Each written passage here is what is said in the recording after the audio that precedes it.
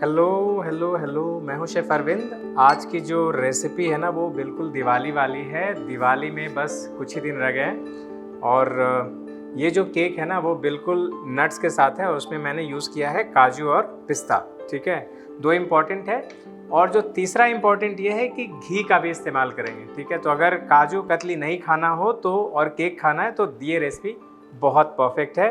सबको मिला के बनाते हैं एक बहुत बढ़िया सा ड्राई फ्रूट घी केक। तो स्टार्ट करें।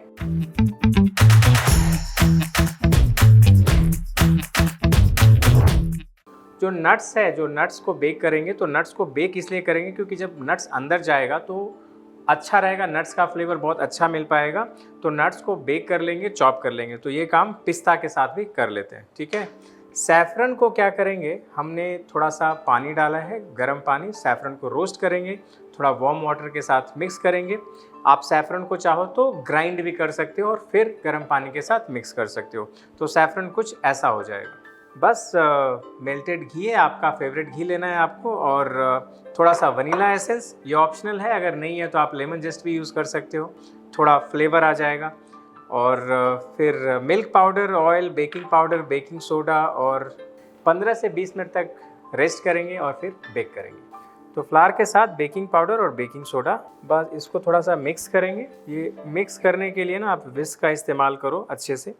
सो नट्स को ना एक ट्रे में आप थोड़ा सा टोस्ट कर लेंगे ओवन में। ओके, तो फ्लावर को कर लिया मैंने सीव।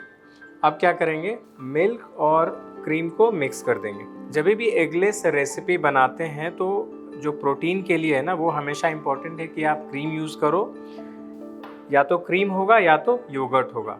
तो दो बहुत इम्पॉर्टेंट है, बिकॉज जब आप केक बना रहे हो और एगलेस है तो बाइंडिंग के लिए प्रोटीन तो चाहिए।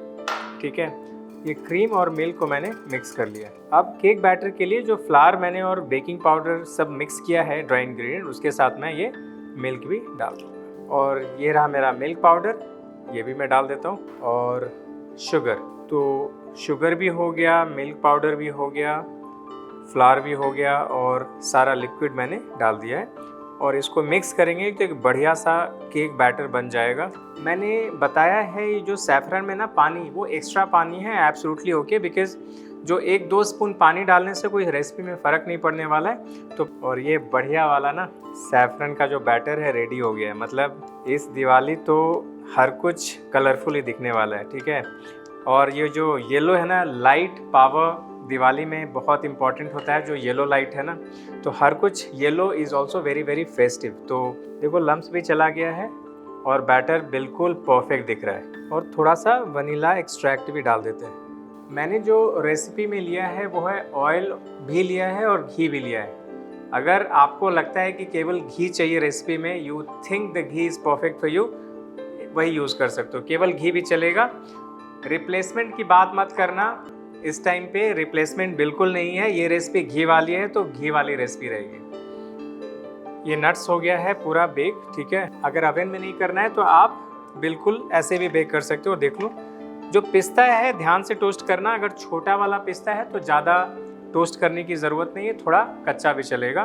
तो जब आप केक के लिए लाइनिंग यूज़ करोगे ना, तो आप बेकिंग पार्चमेंट ज़रूर यूज़ करो। इससे फ़ायदा क्या है कि जब बेकिंग पार्चमेंट यूज़ करते हैं तो ये जो बेकिंग पार्चमेंट होता है वो सिलिकॉन वाला होता है। इसमें सिलिकॉन का एक ग्लेज होता है और केक के साथ स्टिक नहीं करता है। तो नॉर्मल बटर पेपर मैं प्रेफर नहीं करता यूज़ करना। और सबसे पहले उसके बाद उसको काट लेंगे। जस्ट एक थोड़ा सा छोटा होना चाहिए, जो कॉर्नर से बिल्कुल फोल्ड नहीं होने हैं, बिकॉज कॉर्नर के अंदर बैटर चला जाएगा और वो बहुत मुश्किल होगा। तो अगर आप लंबे केक में और ऐसा रेक्टेंगुलर मोल्ड यूज़ कर रहे हो तो जस्ट एक लॉन्गर पीस यूज़ करो। ऑयल लगाएंगे। ठीक है, ऑयल का पर्पस केवल ये है कि केक चिपके नहीं और जो बटर पेपर है वो हमारा स्टिक हो जाए। तो केक नहीं स्टिक होना है, लेकिन बटर पेपर ज़रूर स्टिक होना चाहिए। अब ये हो गया हमारा रेडी।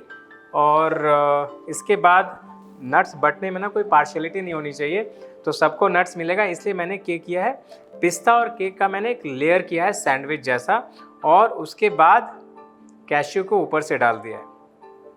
तो जो बेकिंग का जो टेम्परेचर होगा वो होगा 160 डिग्री।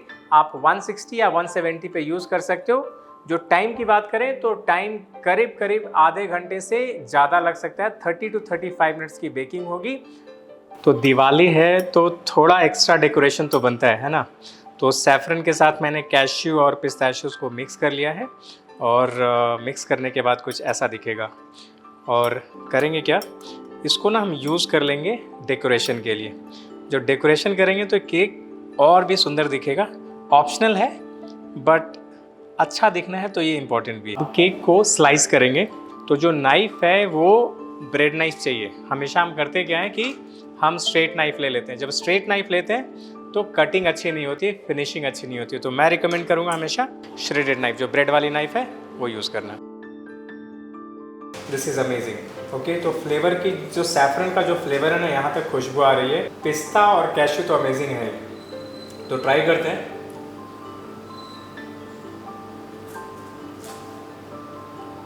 केक जरूर बनाओगे आप इस बार, ठीक है। यही वाला केक यही रेसिपी के साथ बनाओ और शेयर करो सबके साथ।